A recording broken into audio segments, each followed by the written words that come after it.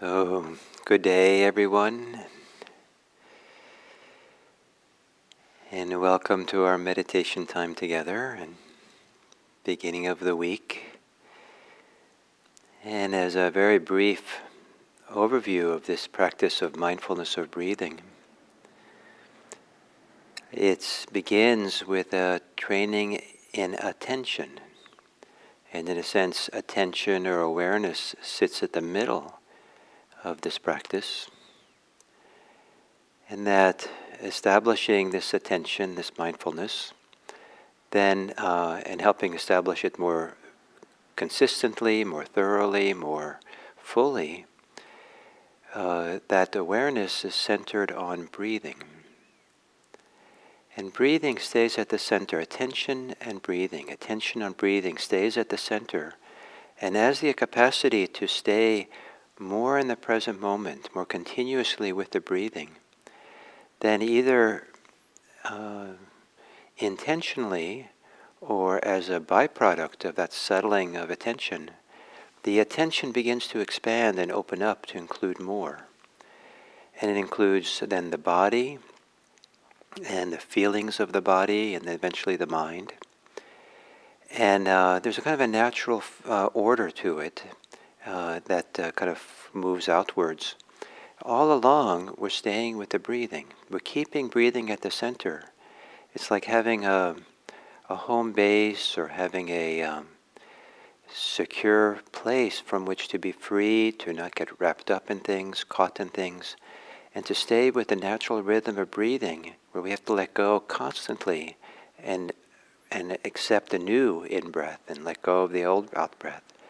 We're learning to kind of keep the mind, the heart, relaxed, soft, free, as we begin to open up into areas of our life that might be more difficult and where we're more likely to get caught in and entangled in. So the continuity of staying with the breath is a way of having an effective attention to the rest of our minds and the rest of our being. Attention to the body, being centered in the body, makes it easier to be attentive to the mind, and so forth. And so this week we'll begin with moving into more closely into aspects of the mind. And so to begin, to establish oneself in your place of meditation. Really take a few moments to really feel, maybe sway back and forth, rock a little bit, to really feel the contact where your body is supported from the pull of gravity. And to be in that contact in a way that feels supportive and solid.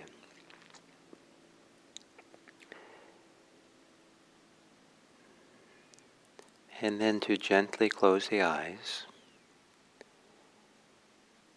And because attention and intention can be closely related, it's helpful at the very beginning to do some intentional breathing, just for a little bit, not the whole time, not really loud or anything, but just a way of beginning to orient oneself to the breathing and beginning to let go of other things. So very gently, maybe let yourself breathe more deeply. Maybe 3/4 full. You don't have to fill your lungs entirely. 2/3 full, 3/4 full. Whatever feels kind of easy for you to do, but to take a fuller breath than usual, but not too much. And then as you exhale slowly. Not too slowly, but just exhale slowly. So the exhale is longer than the inhale.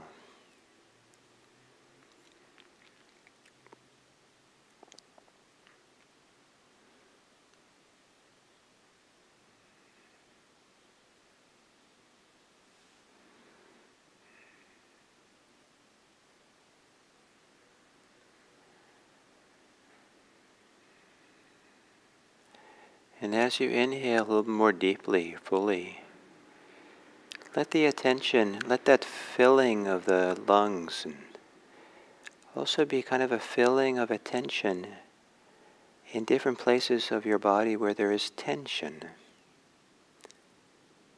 In the long, slower exhale, let that be a draining of that tension. So letting your attention roam around your body as you breathe in, filling awareness into places of tension or holding, and relaxing as the long exhale.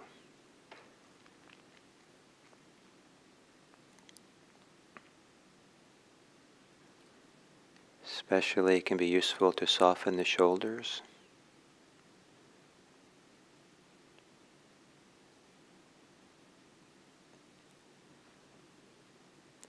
And the belly. So the belly hangs out, hangs forward a little bit, forward and maybe down.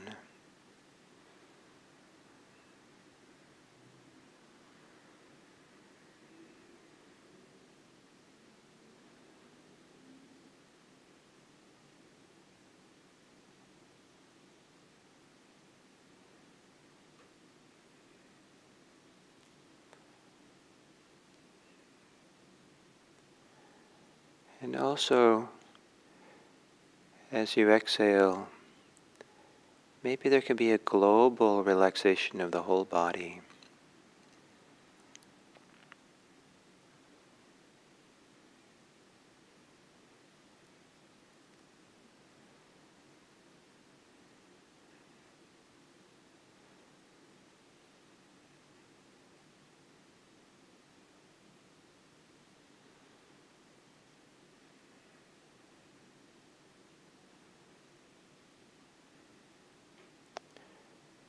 And then continuing with taking an in-breath, which is maybe a little bit more full than usual.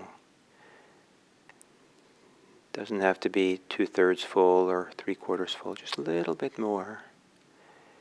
And with an exhale that's still a little bit more intentionally slow and long. Just a little bit. And then begin to count your exhales up to 10. And as you count 1, 2, the different for each one number for each exhale. Maybe you can say that number in the way that you would delightfully and happily say the word yes to something. That tone of voice, softly, quietly, but kind of an uplifting, happy intonation of 1, 2. And if you lose count, no worry. Just start over again at 1. And doing this counting is a way of beginning to settle the attention down into the experience of breathing.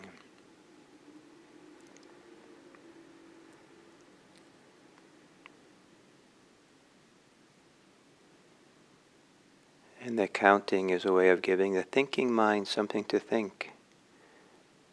So the rest of your thinking can become quieter, can fall away.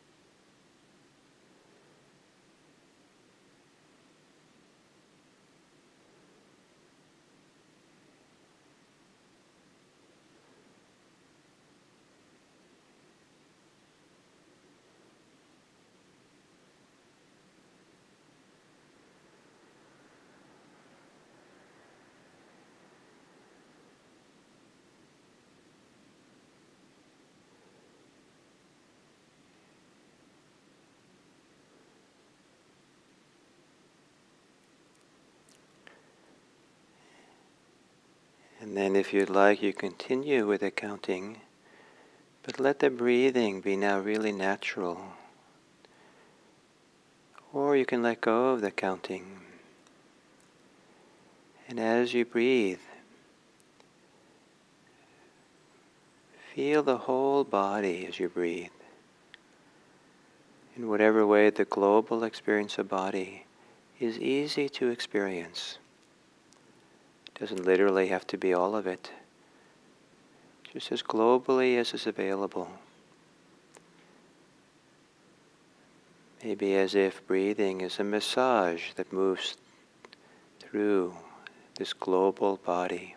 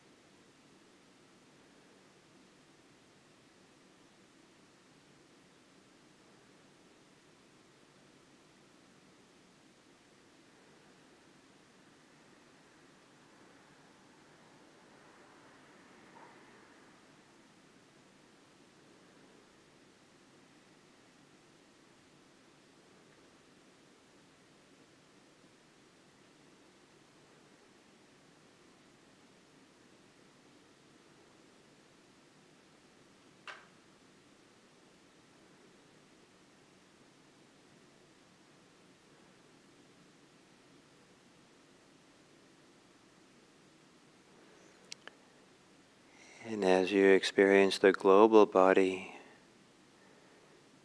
become aware also of anything that's pleasant or enjoyable that comes from doing the meditation. And it could be very mild. Sometimes in meditation there's nothing. But if there is, breathe with that. Include that in the breathing that moves through the global body. Breathe with the pleasure, the enjoyment.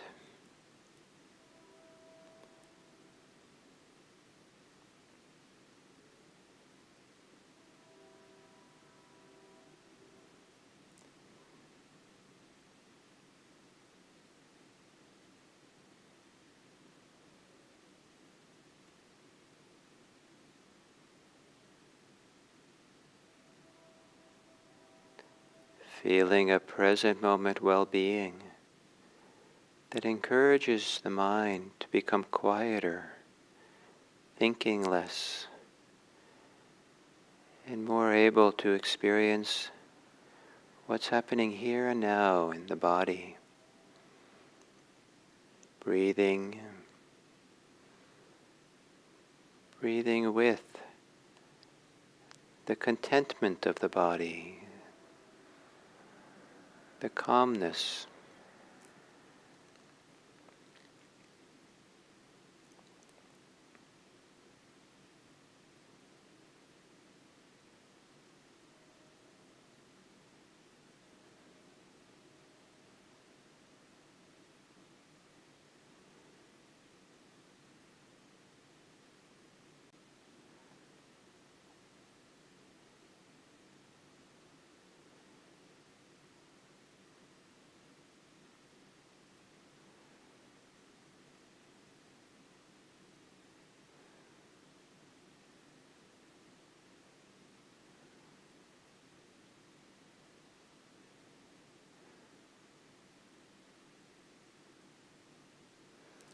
And then as you're breathing now,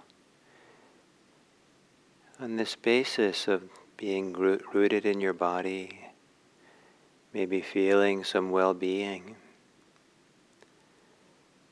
also now become aware of the sensations associated with the mind, with the activities of the mind, in particular with thinking. So there might be some sensations of tension or pressure, contraction, maybe an ache, or maybe it's agitation or excitement.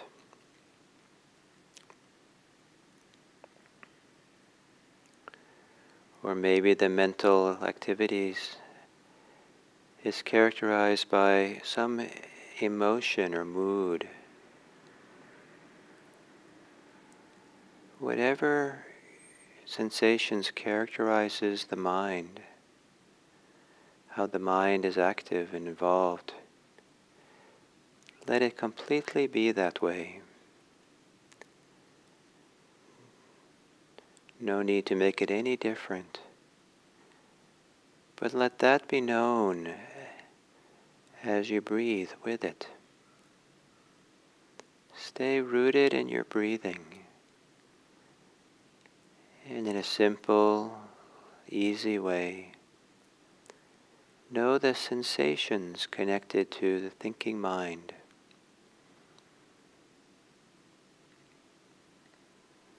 Breathing through those sensations.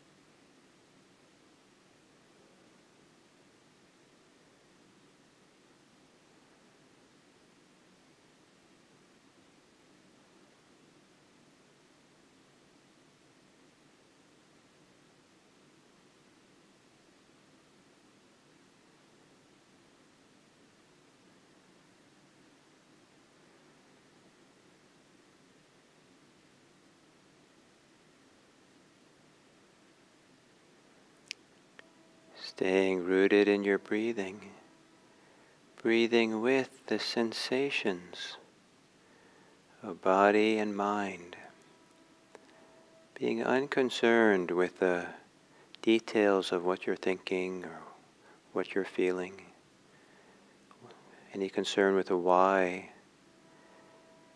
Just for these simple minutes, breathe with the sensations, the physical sensations of thinking and feeling and emoting, as if those sensations have complete permission to be there. And you just breathe with it.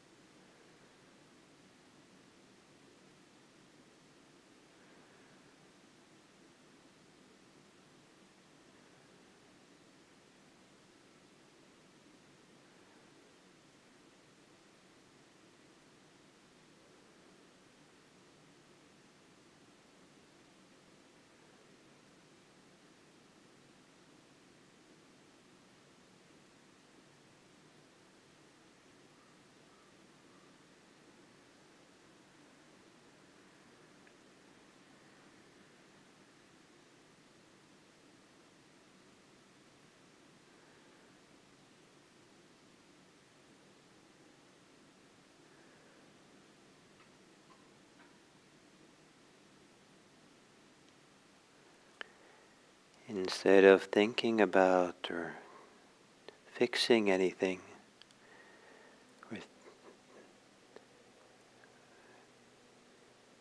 mindfulness of breathing is just to breathe with what's here, with a kind of intimacy or closeness, a calm, careful willingness to just breathe with what is here, trusting that that's enough for these few minutes. Just breathing with the sensations of body, sensations of mind.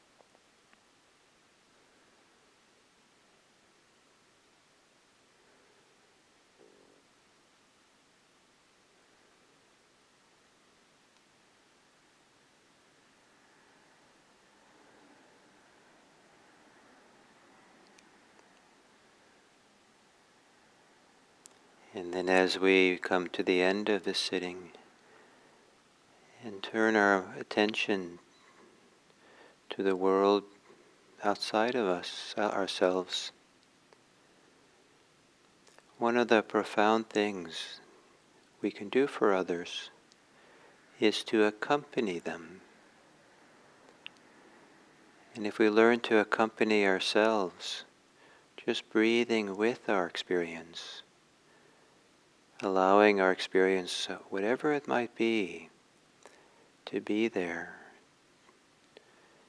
to unfold itself the way it wants to unfold.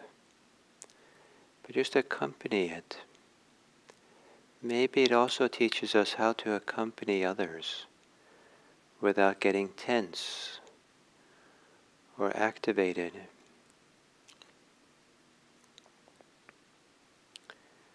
To be able to offer a kind, supportive presence that allows others to relax, allows others to be themselves.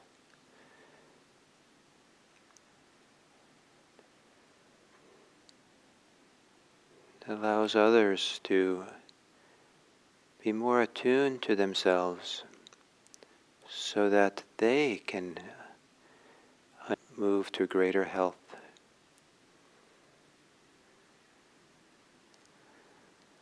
And may it be that as we end this meditation, that we dedicate the benefit and merit of this practice to accompanying others with our goodness, our calmness, our friendship,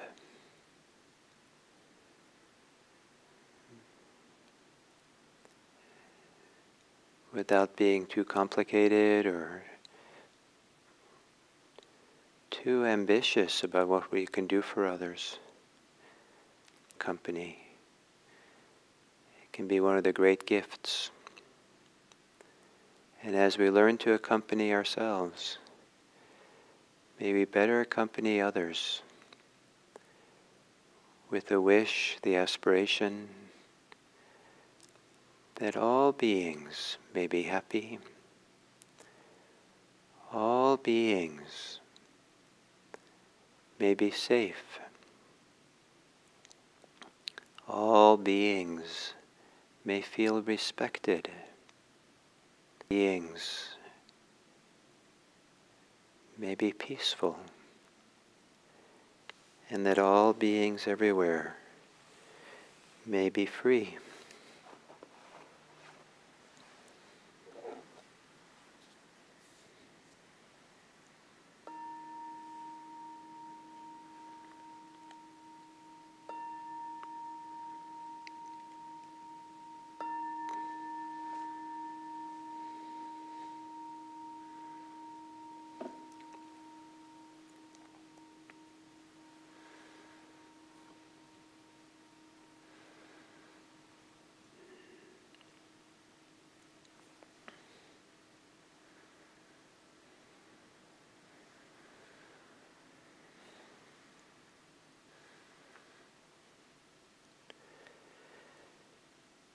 So, before we move into the talk, I would like to make a few announcements. And first is that on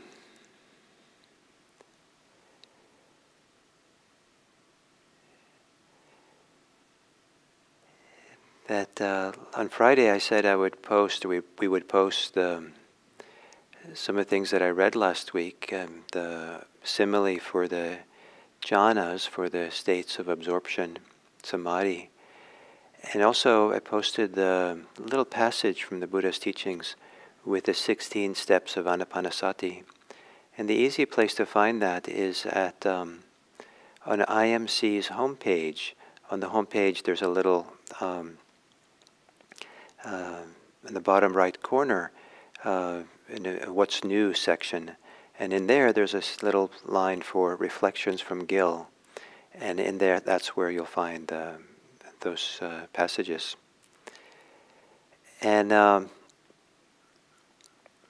And the other is that next week, so starting from next Monday, the plan is to have for 1 week, have these early morning sittings be 45 minutes, meditation be 45 minutes rather than 30 minutes.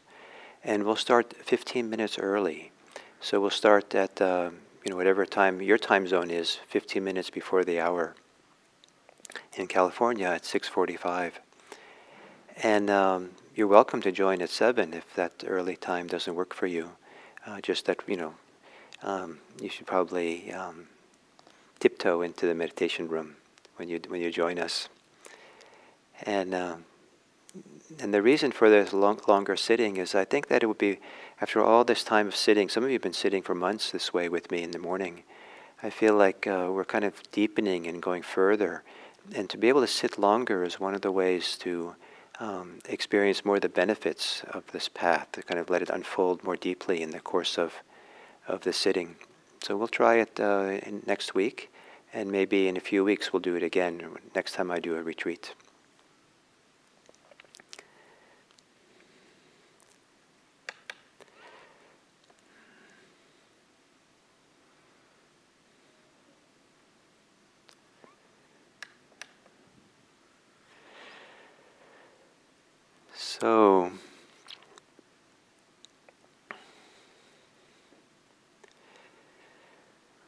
So the Anapanasati practice involves 16 steps of mindfulness of breathing in and mindfulness of breathing out. And the 8th step, between the 8th and 9th, there's kind of a transition that goes on. And the transition is we go into the 9th. We're staying in the first 8. We're still staying very closely intimately involved with our embodied experience. And then that's always a foundation for the second 8. But now we're in the second 8. We're going to open up more to the realm of experience, which maybe is not so directly related to the body, so more related to the mind. And so we're still in this body section of the first half.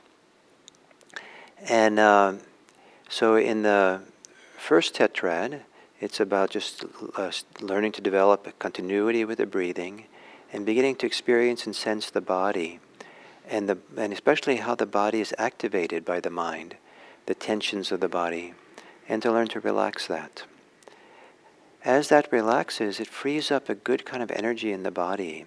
And as the concentration deepens, it also awakens a kind of meditative joy and happiness, well-being that comes with calmness, subtleness, contentment that comes just sitting here and being here. And with that as a foundation, a certain kind of meditative well-being, it's only then that this instructions then opens up to becoming aware of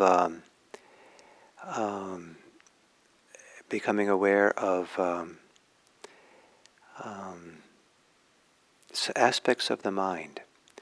And so in the step 7, the instructions are breathing in, one experiences the mental formation. Breathing out, one experiences the mental formation. So a few things about this. The word experience, the Pali word for it, as maybe the English does, has a lot to do with the physical direct experience of the sensation. And it's almost like this word that's translated as experience could be translated as one's senses for oneself, the sensations of the mind, of the mental formation. And here it's a singular, the mental formation.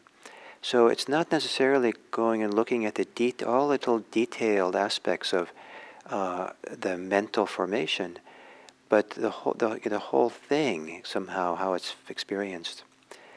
So the mental formation are those experiences associated with the mind, mental activity, that we can sense and feel.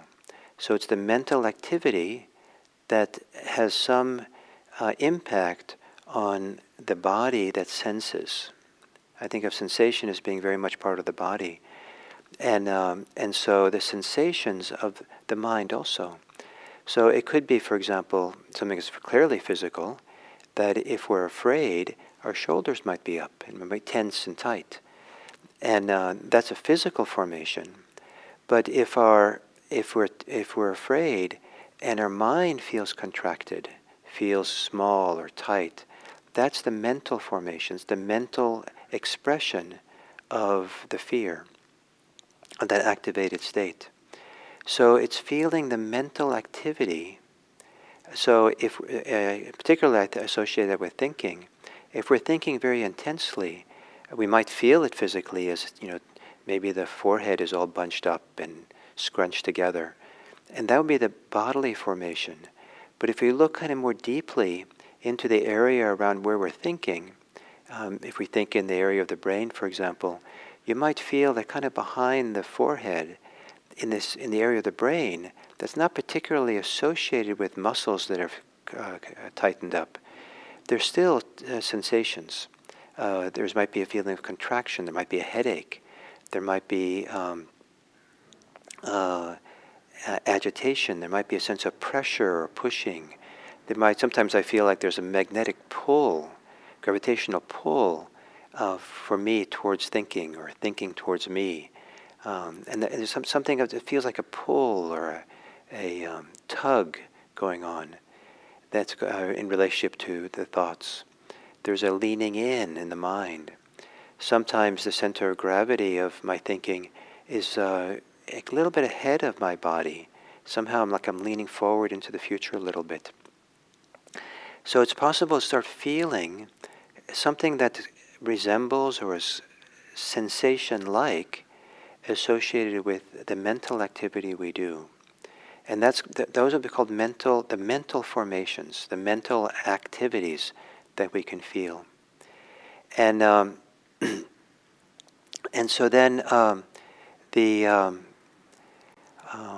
so what's interesting here is a variety of things.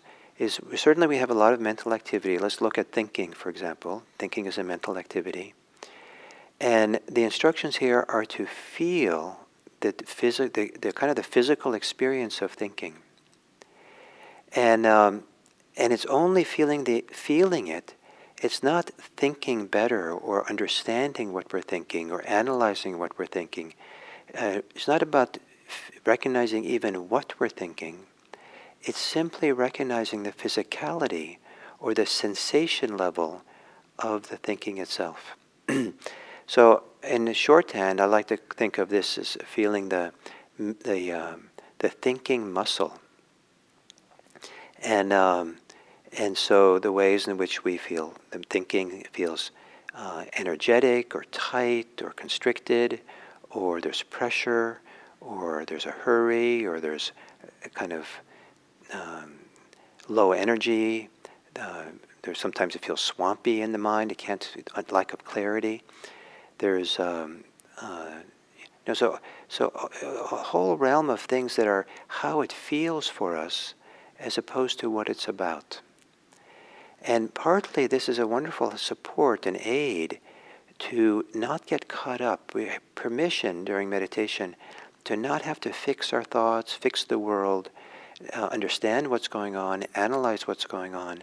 We're only asked to feel it. And feel an aspect of what the mind is doing. The mind is very important. But a particular aspect, which is the sensation level of it. So we're connected to it, but we're not being pulled into the storyline, in a sense. And so, and we're starting to do this based on the foundation of step 5 and 6, which is feeling this sense of well-being.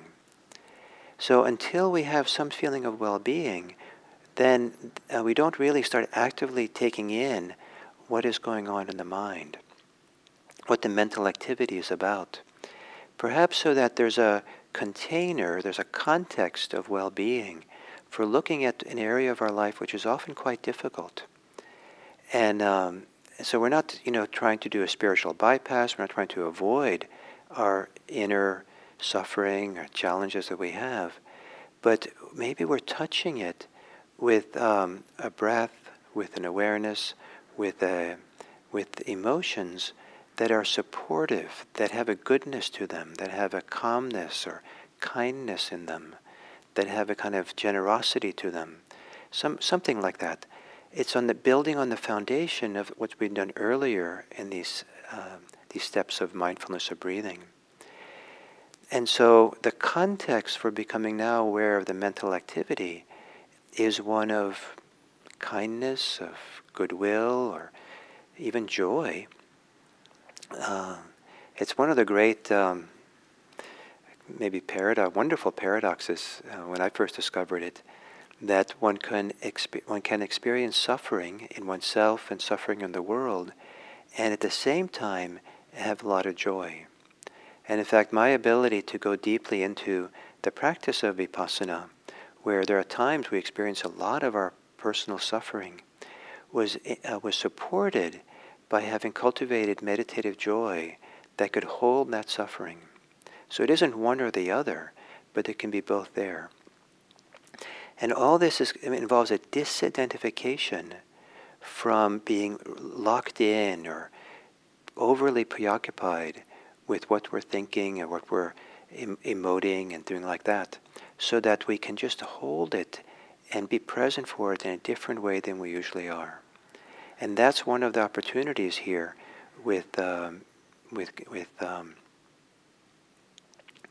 anapanasati, this mindfulness of breathing. So breathing in, one experiences the mental formation. One isn't even trying to parse out the details of it, just the whole gestalt, the global feeling, the sensations of what's going on in the mind.